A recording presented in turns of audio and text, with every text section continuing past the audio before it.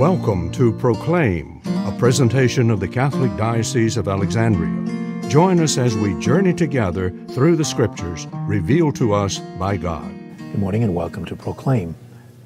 As chapter 8 continues, we find the scene shifting and the mood shifting as well.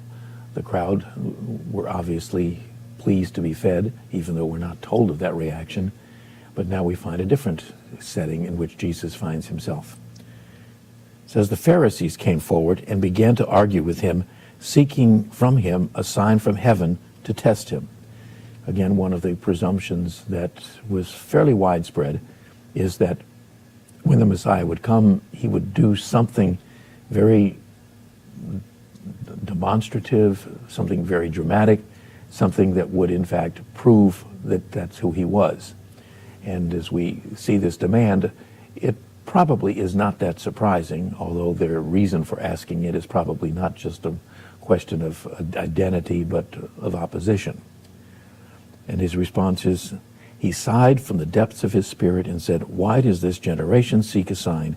Amen, I say to you, no sign will be given to this generation. That expression of sighed from the depths of his being, it's very hard to translate into English, but it basically says that it was a very emotional response.